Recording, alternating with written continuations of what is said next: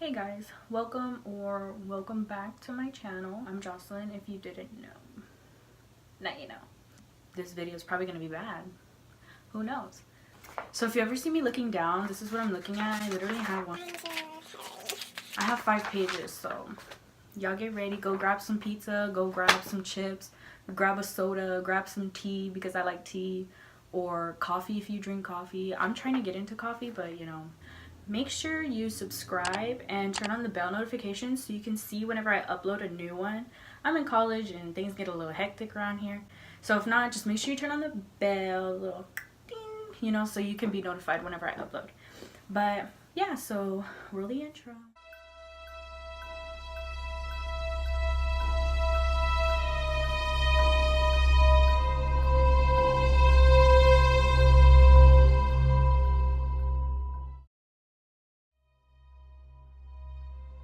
The Zodiac killer, he went on a killing spree during the late 60s and early 70s in Northern California. He had killed confirmed 5 people, but in letters that he sent to the press, he has claimed to kill 37, but no one's entirely too sure on how many he's actually killed. First murder scene. On December 20th, 1968, on Lake Herman Road in Vallejo, California, David Faraday, 17-year-old, and Betty Lou Jensen, 16, were on their first date. This was a pretty popular place for kids just to go and sit in the cars and talk. It's just basically off the side of the road. It's a little gravel parking lot, and yeah, kids would just go and sit there.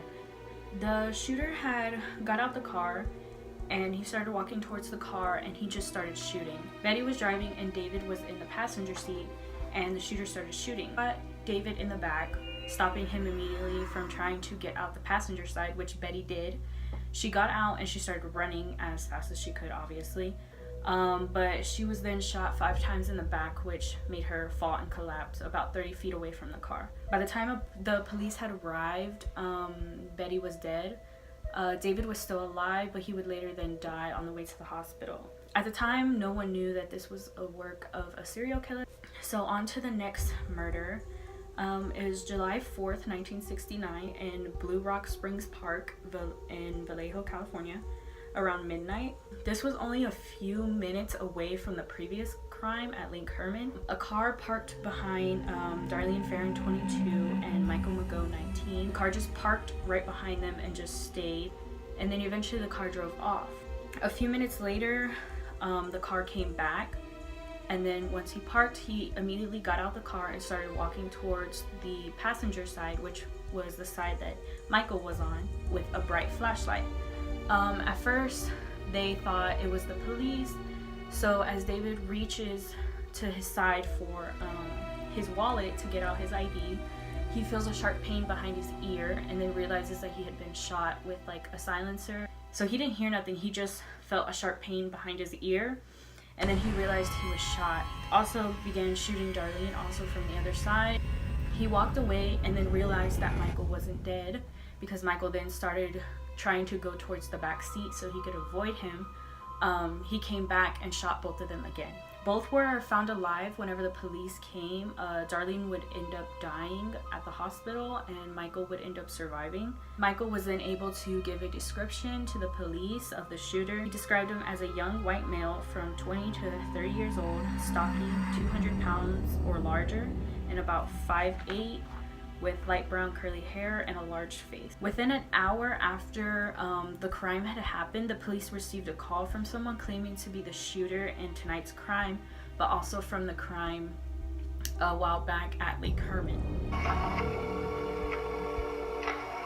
Department. I want to report a double murder.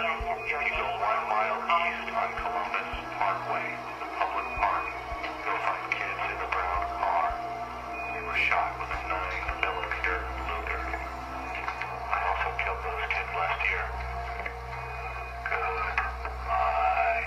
On August 1st, 1969, the San Francisco Chronicle, the San Francisco Examiner, and the Vallejo Times all received identical handwritten letters from someone claiming to be the killer. These letters each stated facts of the crime that only the killer and the police would know, proving that it was the killer writing these letters. Each letter was signed with the distinct mark, which would later become known as the Zodiac sign, Also in the letters were three different codes, cipher codes or whatever, that the Zodiac demanded being printed in the newspapers, or else he would kill again.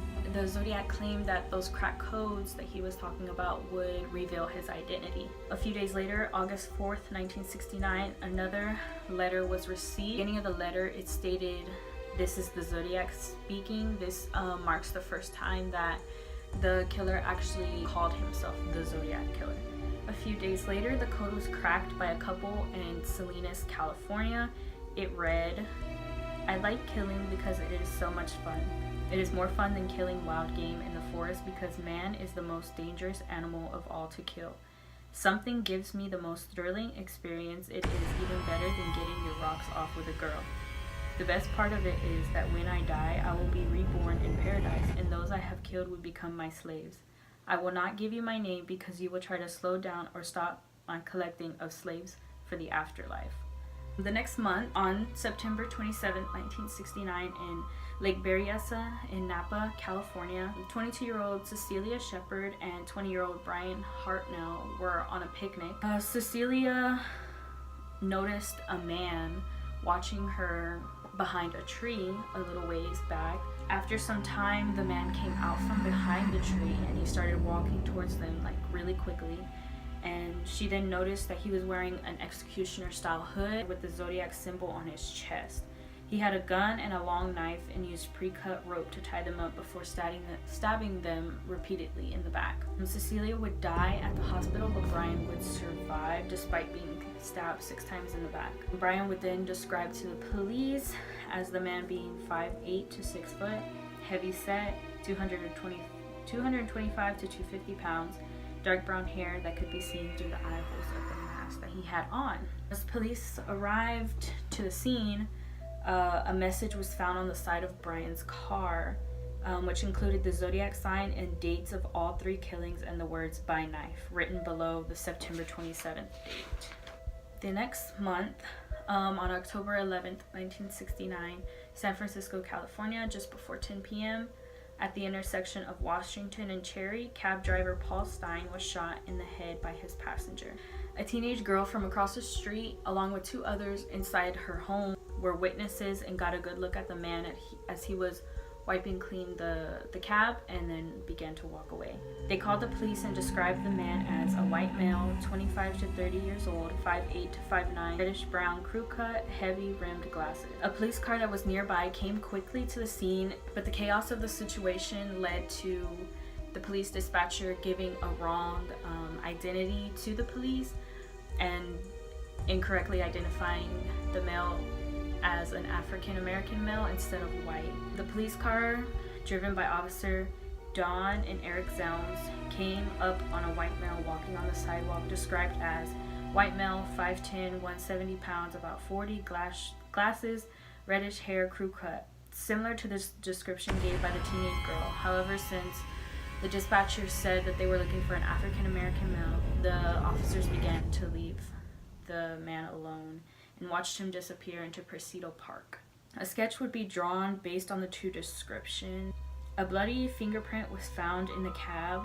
The Zodiac claims in a letter sent to the press that it was planted by him to keep the police off of his trail. 2 days later, San Francisco Chronicle gets another letter that claims the responsibility for the cab driver, including a piece of Stein's bloody shirt. The letter also included a horrifying quote that reads, "School children make nice targets.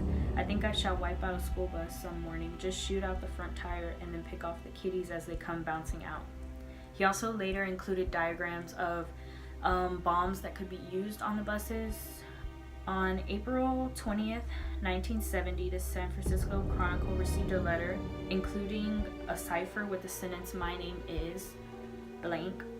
Zodiac continued to send letters before stopping in 1971, then sent his last letter in 1974, claiming to have killed 37 people, and his review over The Exorcist, describing it as a comedy. Skipping to, in 2002, the police were able to extract a partial genetic profile from the saliva on the stamps that were on the letters sent to the press. but it wasn't enough to identify a single person, but just enough to eliminate potential suspects. Is from Gary Stewart, who believes that his dad, Earl Van Best Jr., was the Zodiac. Gary published a book called The Most Dangerous Animal of All that presents this theory. Earl Van Best Jr. looks like the sketch from the Paul Stein killing, and his name also matches the number of letters in the "My name is blank" cipher. Gary Stewart says a handwriting expert is virtually certain that Earl Van Best's handwriting on his marriage license matches the writing of the Zodiac. Here are some reasons why he may not be the killer. According to an administrator at the church where Earl got married, it is said that the handwriting on the marriage license is actually the priest. Earl also only matches the description of the killer for the Paul Stein killing and not the 3 previous killings. This theory is from Robert Gray Smith, who believes Arthur Lee Allen is the Zodiac. This theory is the basis of the 2000 film The Zodiac, if you've ever seen it. Robert Gray Smith was a political cartoonist at the San Francisco Chronicle and then he became obsessed with the Zodiac killings. After a decade of his research, he wrote 2 books, The Zodiac and Zodiac Unmasked, that heavily put Arthur Lee Allen as the killer in his books. The day of the 3rd Zodiac attack at Lake Berryessa, where Cecilia was murdered in 1969, Allen told his family that he was going scuba diving at Lake Berryessa, only then to arrive later in that evening covered in blood and with a knife in his car, a bloody knife in his car. And if you'll recall, the Zodiac killed Cecilia with a knife that day at the lake. 2 years later, in 1971, one of Allen's friends, John Cheney, said that Allen called himself the Zodiac before the Zodiac ever referred to himself as the Zodiac. Cheney also said that Allen was planning to hunt people and with a gun and a flashlight tied to it. As a result of this info, the police would interview him, where he would say his favorite book is The Most Dangerous Game, which is about a man who hunted humans, and a book referred by the Zodiac in his first letter. In the interview, Allen was also wearing a watch, which was the brand Zodiac, which also included the symbol that the Zodiac used in his letters. Police would then begin to search Allen's trailer home and found small dissected animals in his freezer, along with bloody knives and sexual devices, but no direct evidence to the murders. In 1974, Allen was convicted of child molestation and he spent 3 years in jail. Coincidentally, during this time, the press or anyone didn't receive any letters from the Zodiac. In 1987, a San Jose inmate, Ralph Spinelli, told police that Arthur admitted to him of killing Paul Stein. In 1991, Vallejo police interview Michael Mago, which was the survivor of the second attack, and he's the one that actually saw the Zodiac without a mask on. They began to show him a lineup where he picked out Arthur. With this info, police searched Allen's home again. They found constructed bombs, formulas for bombs, and tapes about the Zodiac killer. The police began to interview Allen again, and he claims that he knows nothing in the interview. So here are some reasons why he might not be. Allen's DNA was compared to the partial DNA found from the stamp on the letters, and it was not a match. In 1971, the police took Allen's fingerprints, and it did not match the bloody fingerprint found on the cab from the Paul Stein killing. They also had Allen undergo handwriting analysis, but it did not match the handwriting from the Zodiac letters. Allen also does not look like the Paul Stein sketch. From retired Escalon police officer Harry Hines, who believed Lawrence K, aka Kane, was the killer. In 1962, Kane was involved in a car accident which resulted in brain damage, influencing his behavior. Kane can be seen in the Zodiac's "My Name Is" cipher. If you look at the letters, you can spell out Kane with it. Officer Don said in 1987 that of the hundreds of pictures over the past 20 years that he'd been shown, that Kane was, quote, the closest of them as he remembered the killer, end quote. So this is an incident that I didn't mention in previous because this was not a murder. It was said to be an incident including the Zodiac, although no one is for sure. So on March 22nd, 1970, on Highway 132 near Patterson, California, Kathleen Johns and her baby were tricked into riding in the supposed Zodiac's car. Once they got in the car, he told Kathleen that he was going to kill her and throw her baby out after her. As the Zodiac was about to make a turn, Kathleen jumped out of the car with her baby and fled to a nearby field. A letter is supposed to confirm this incident. Then Kathleen was taken to the police department and shown a lineup. Out of this lineup, she picked Cain. Reasons that Cain might not be it. There are no records of the police testing his DNA towards the stamp. There are no records of the police testing his fingerprints towards the bloody fingerprint in the cab. They also tested his handwriting, and it wasn't confirmed nor denied. It was marked as inconclusive. Okay, y'all, so that is it for today's Serial Killer Sunday. Let me know in the comments who y'all think did it. Personally, mine, what I think. I think there was two. I think there was an original and a copycat.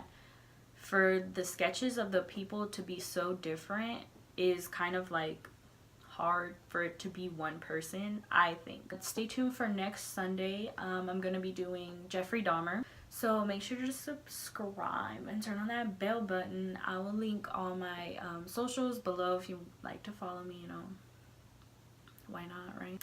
Thank you so much for watching.